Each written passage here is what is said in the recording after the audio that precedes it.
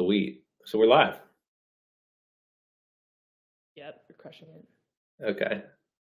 All right. So it's not noon yet. We have a few people that have logged in. I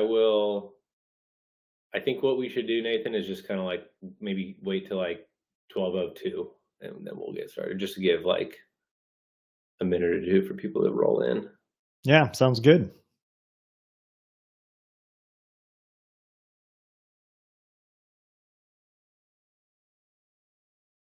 I don't recognize any of the people. Can you see from your side the people that have already logged in and attending? I don't recognize any of them yet, but I don't know if some of them are your people.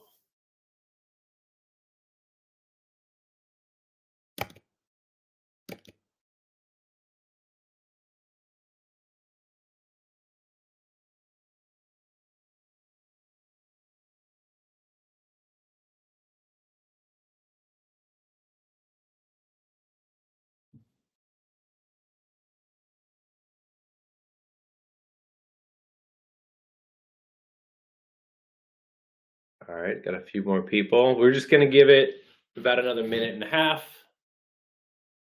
And then I'm going to introduce you all to Nathan Firth. So just everyone hold on to your horses here.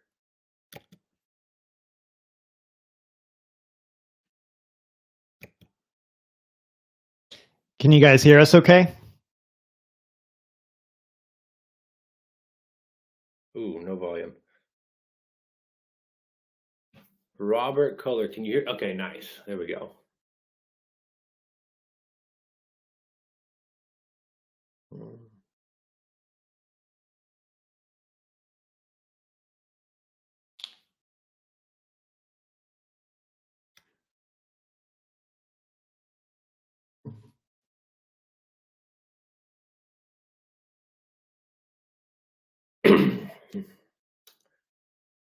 All right, I think I'm gonna kick us off here. Okay, so thank you everybody for joining us. I'm Luke Harmon. I'm going to be interviewing Nathan today. So the thing about Nathan is he has bootstrapped a company to an 8-figure exit, which is it's kind of like a unicorn. Like who the heck has done that? No, like think about the skill, the tenacity, the chops, the fortune, the luck, like whatever things come in, it just is like absolutely unheard of. And I even hear today people saying they're bootstrapped when they really mean they've only had a few $1 million in funding. And like, no, this guy has bootstrapped a company to a major exit. And the hope today was, man, let's just get together. When Nathan and I grabbed coffee first, I heard some of the story. And I know other founders and CEOs, I feel like it's just so valuable to hear each other's stories. And so I feel like I just wanted to jump on with Nathan, ask him some questions about his journey, and hopefully it could demystify the process for anybody that might be going through similar scenarios, whether it's just starting, whether you're in the middle of it, whether you're exiting. And just hearing someone else's story can be encouraging or remove roadblocks. So that's kind of the goal today. So you ready for this, Nathan? Awesome. Yeah, thanks, Luke. Thanks for having me on the show.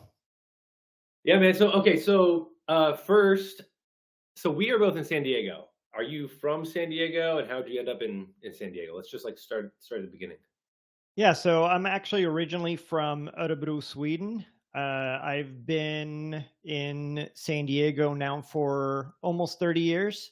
Gosh, makes me feel a little bit old to even say that. But so, yeah, my mom was Swedish. My dad was from LA. They moved to Sweden, and so I lived in Sweden for 11 years. And right after I turned 11, my grandparents, here on my dad's side, were getting a little bit up in age. And so, we packed up the whole family, sold everything we owned, and moved to San Diego and been here ever since. Okay, yeah, awesome. Okay, so actually, so from Sweden to San Diego, as people are rolling in, just to make sure, tech check, can everyone just drop into the chat, like where you're coming in from? Just drop in, like, I don't know, whatever city. Take a minute here. I'm just curious where people are jumping in from. So just drop it into the chat. I want to see what city you're coming in from. LA. Oh, wow. Yeah, all over. Portland, New Jersey. Okay, cool. All over the country.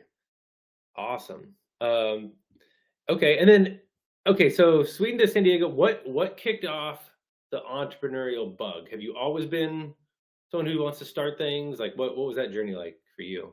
Yeah, so when we lived in Sweden, my dad was an entrepreneur. He ran a screen printing business, but his facility was actually connected to our house.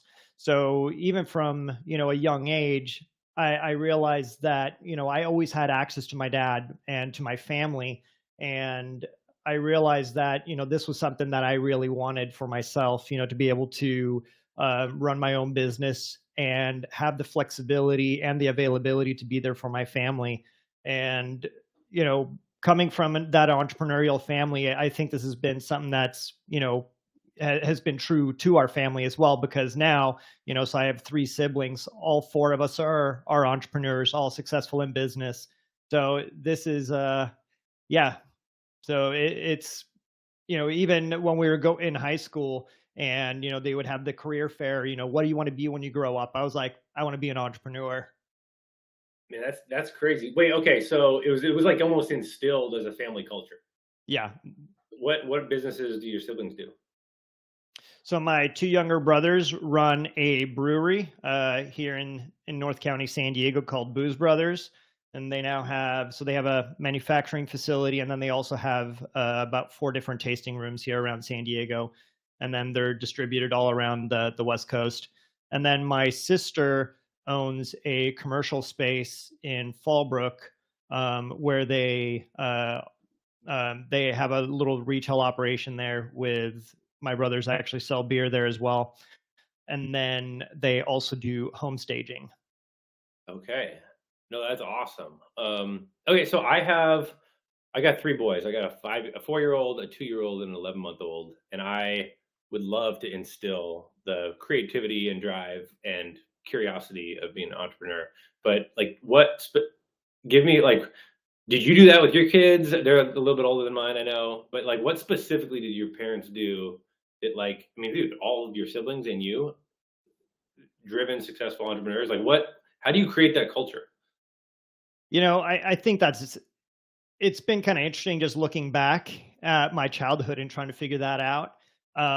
But my parents, we were not a wealthy family, and so if we wanted anything, I think one of the things that they really pushed us on was that we could have anything we wanted if we could come up with the way of making it happen. And sometimes that meant, if we wanted a car, it was, we would go and buy and sell things on Craigslist. We would, you know, uh, mow lawns, or we would go, or in my case, I started designing and developing websites for cousins and uncles and friends. And we kind of grew up with this just mindset that everything is possible if you're willing to be scrappy and to think outside the box and find ways of making it happen. And then, the second aspect of that was, my parents never really pushed us hard on education. And so, we had this mindset of, we have to find ways of making it happen on our own. And, in our case, I think that ended up being, all of us getting into business. Gosh, that is, what an like, I just think about that, what an empowering, uh, uh, line of communication to have being ingrained into you. It's not just you can have everything, creating entitlement, it's you can have everything if. Yes, It's like exactly. it's a blank space and it challenges you and empowers you to say, like, fill it in and loop it back to that thing that you want. What a cool I just think that's, like, epic. Yeah. And Eh what's also been neat is, because I have three kids. I have boy, girl, boy. My oldest is 17, and I'm seeing the exact same thing with him. He has now taught himself web development. He's learning HTML, CSS, and JavaScript. He bought himself a 3D printer, started designing his own 3D models, and launched an Etsy store where he's now selling some of the models that he's printing. And so I'm kind of looking at my family and my children, and seeing that that same entrepreneurial bug has been passed down.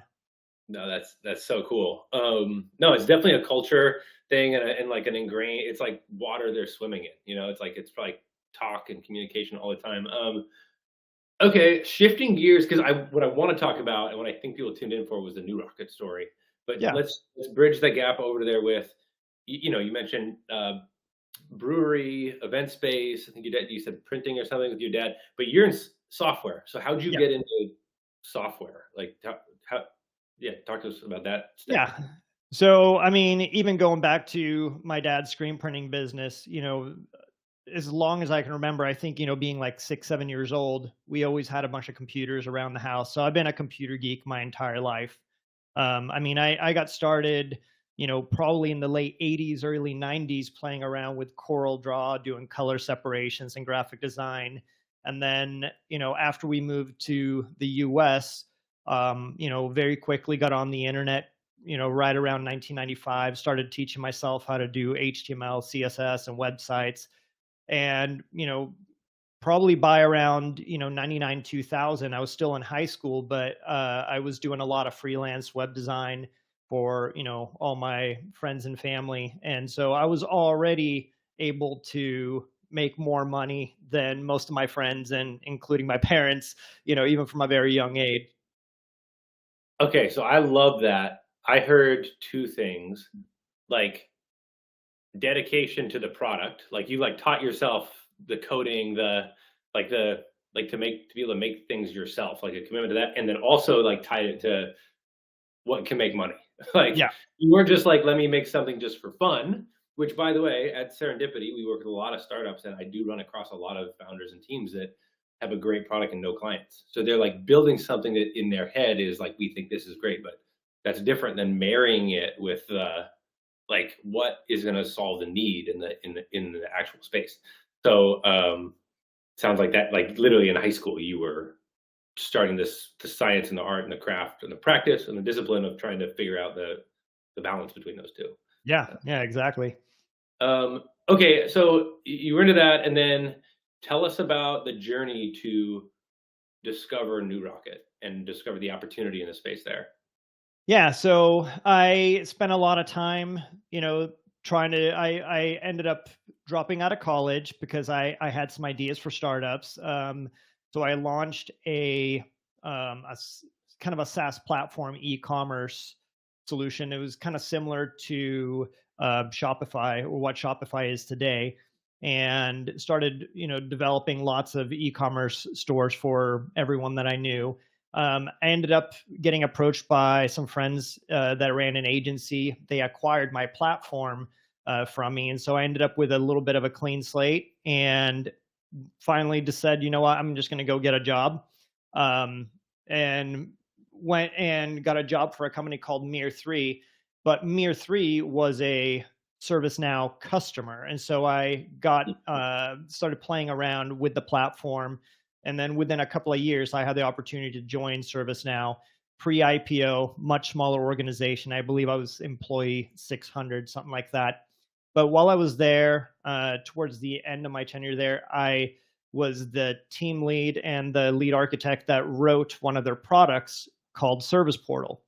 And right around the same time, I'd heard from the CEO, Frank Slootman, at the time, that the number one complaint against ServiceNow as a platform was actually the end user experience. Hmm. So the users, the admins, Yeah. anyone that's working within the tool loves it. But, as an example, if you work, I don't know, the photo department at Costco, you are the end user that would use, this employee portal of sorts to go request services.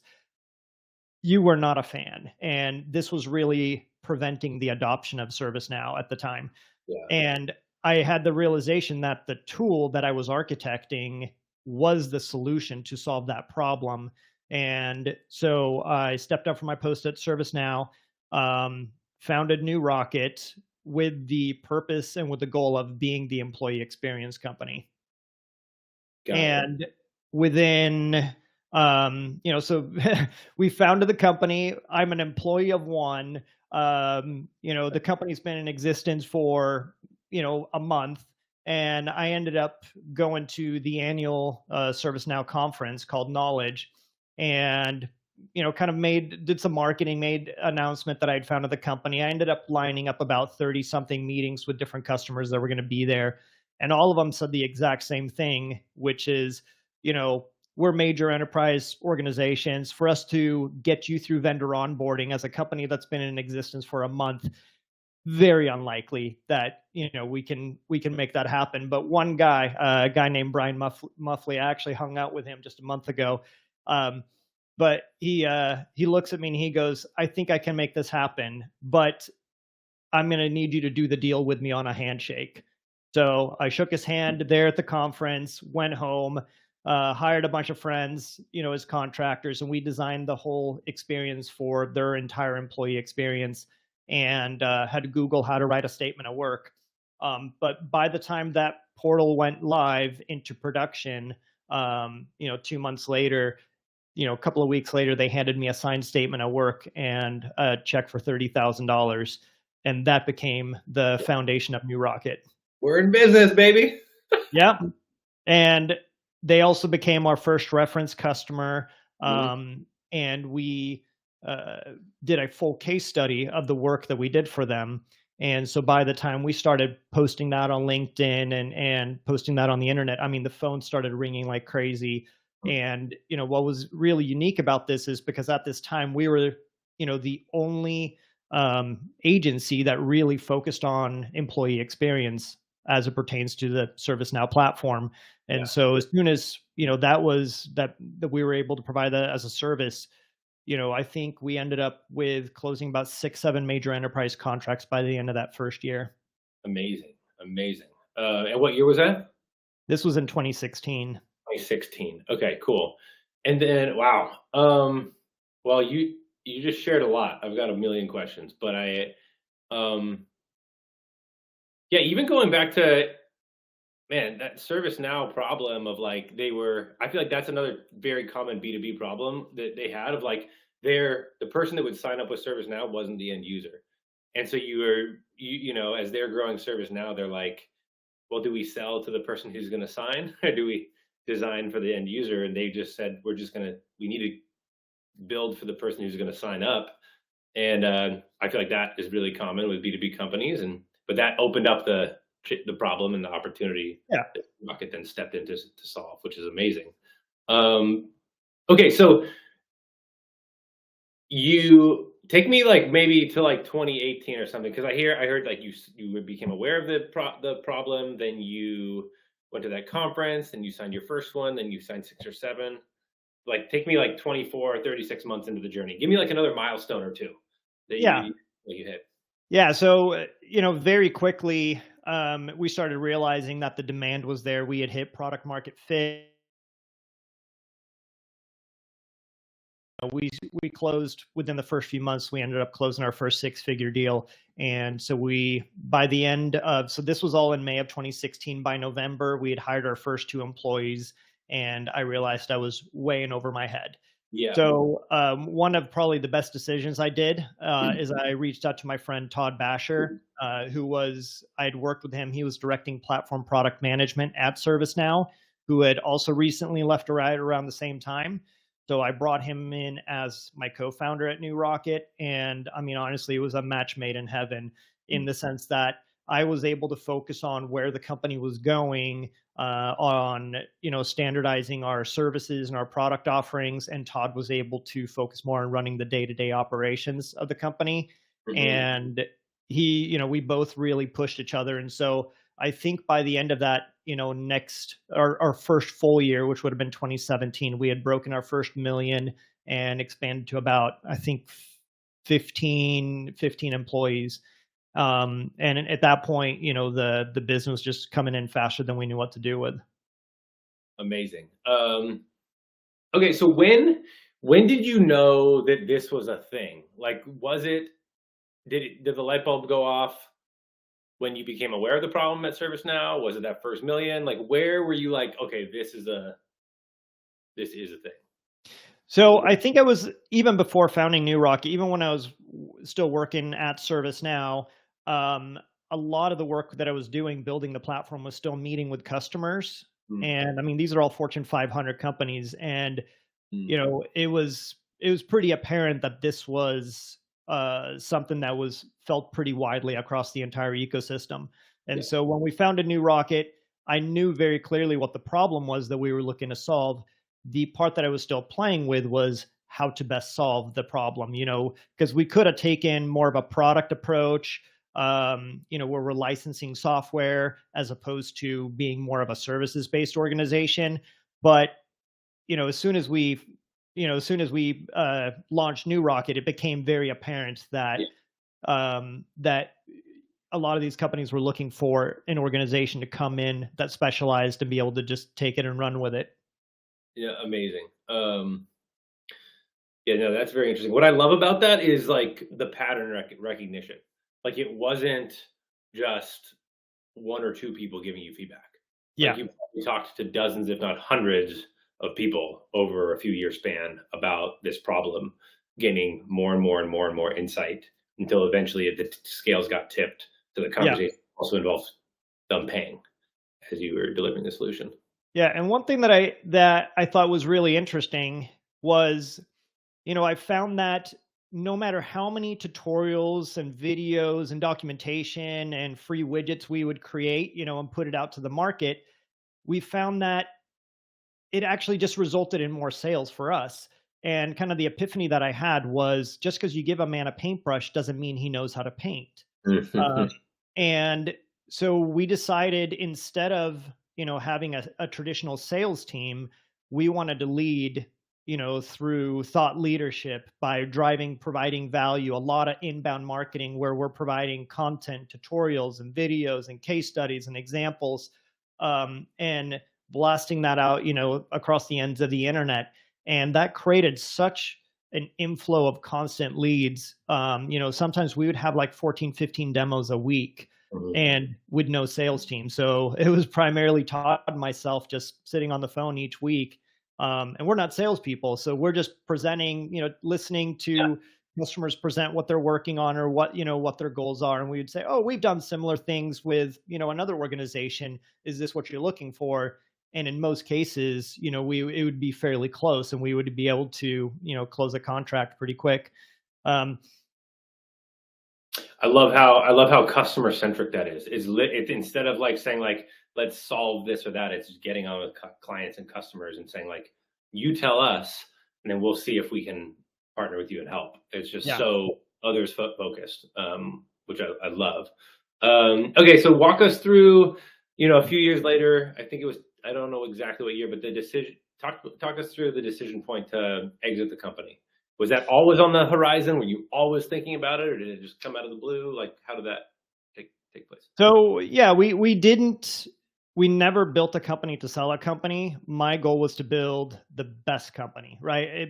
Best to be the best of what we did, to be the best employer. You know, we had this concept of, you know, creating raving fans. We wanted to go above and beyond for any of the organizations that we worked with, and you know, to the point where we had some projects where, you know, we would be deep in the red. You know, we're double over hours. And my question to the team was, yeah, but have we solved the problem for the customer? Have we delivered with excellence? And if the answer was no, then let's just keep going. And that focus on delivering with excellence really paid dividends. And you know, one thing I'll also share was I found that when we started breaking down the solutions that we were delivering for customers, we found a lot of uh, there was a lot of repeat from project to project. So we started. So the kind of the epiphany that I had was that, you know, if the perfect employee experience takes 1,000 hours, about 80% of it could actually be packaged up into update sets and into applications that we could then license to our customers. And then that way, we're able to provide so much more value to the customer for a fraction of the typical delivery time. And you know, this just it ends up increasing the margins for New Rocket, but you know, really helps increase the value that we're providing for our customers. And so by 2000, we had outgrown our current office and we started looking at, you know, getting another office. And so I turned to Todd one day and I go, wouldn't it be wild if we bought our own building? And so we started, looking on LoopNet and different websites to see if we could find a bigger office. And we found the office that I'm actually in right now was one that we found right down the street from where our current office was, but it was currently under escrow. But I just believed that, this was the building for us. And so we put in an offer anyway. And within 2 weeks, the other offer fell out of escrow. We ended up closing on the building, and we ended up getting keys to this place in February of 2020, 1 month before all the shutdowns and when no one needed offices anymore, which, I thought was a pretty funny story. And so when everyone went full-time remote, we ended up decided we were going to revamp the office instead. So we put in, a gym and a rock climbing wall, put in stand-up desks, ultra-wide monitors, and really just designed the ultimate kind of creative space. And so by the time, employees all came back, we had this gorgeous office for everyone to come work out of. And as a result, we ended up also doubling our staff in 2020 going into 2021. So then coming into beginning of 2021, we did a full staff meeting. We invited all of our the full team to come together, and we were just short of 50 employees at the time. And Todd and I sat down and had the realization that things were looking a little shaky, with the economy and inflation, and also the salaries were skyrocketing. Right, we've seen, especially in the ServiceNow ecosystem and for software engineers, salaries have been increasing drastically, and so it felt like a good time to look at taking de-risking and taking some of the chips off the table.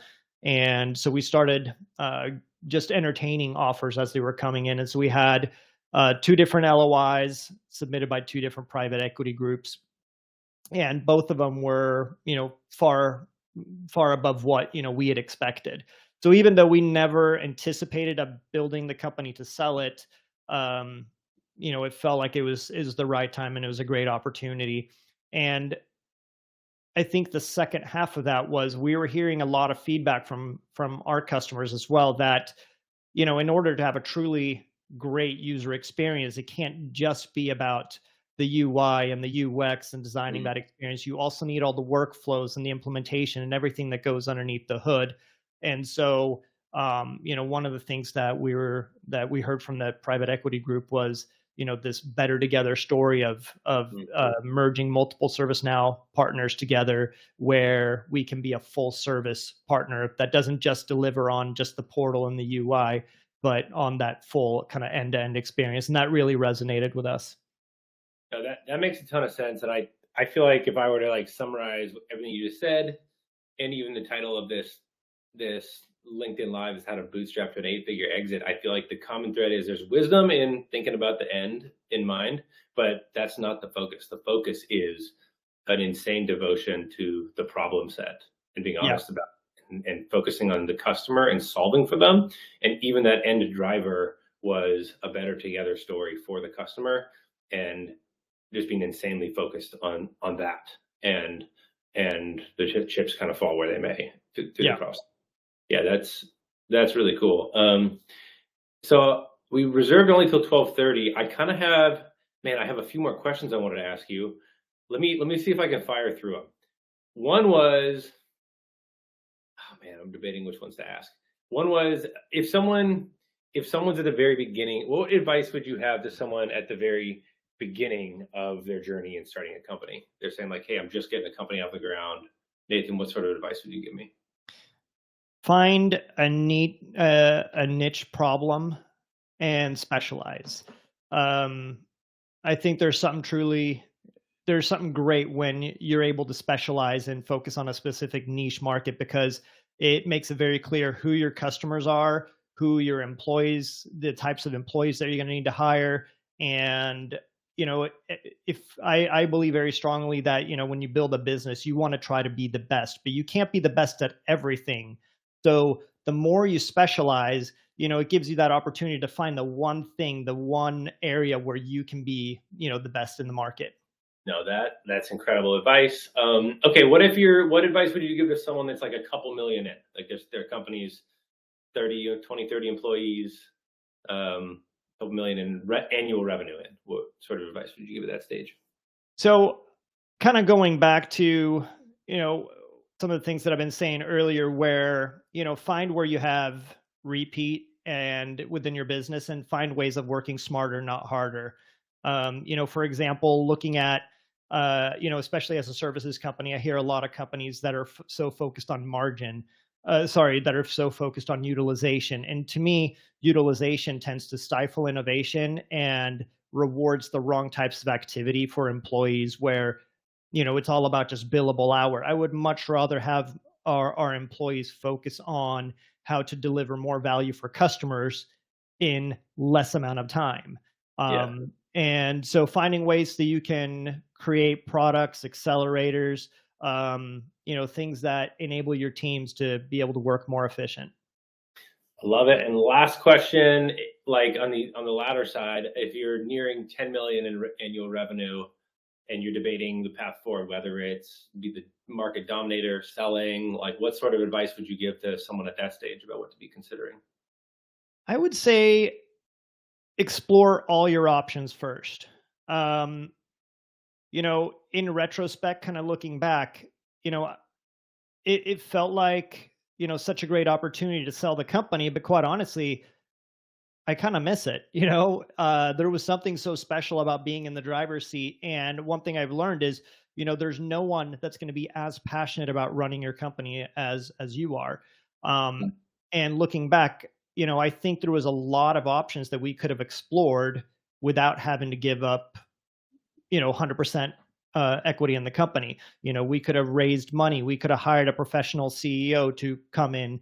There's lots and lots of opportunities that you can explore without having to necessarily do a full exit. So even though I think, we've had a great outcome and selling a business, is a very valuable experience. I would say, really think through and look at all of your options before you toss in the towel and sell and hand the reins over to someone else. Man, such good advice, such thoughtful advice, and you can tell earned through School of Hard Knocks. So, Nathan, we're going to honor everyone's time. We'll end it here. We went 2 minutes over, but thank you so much for sharing your wisdom with Yeah. everyone. Thanks, Luke. Thanks for having me. Yeah, man. Oh, actually, if people want to get a hold of you, what's the best way for them to look you up or reach out to you? So I have my blog, serviceportal.io. I'm on LinkedIn. I'm on Twitter, Instagram, everything. All my handles everywhere is just Nathan Firth. Cool. Awesome, man. Thank you so much. Thanks, Luke.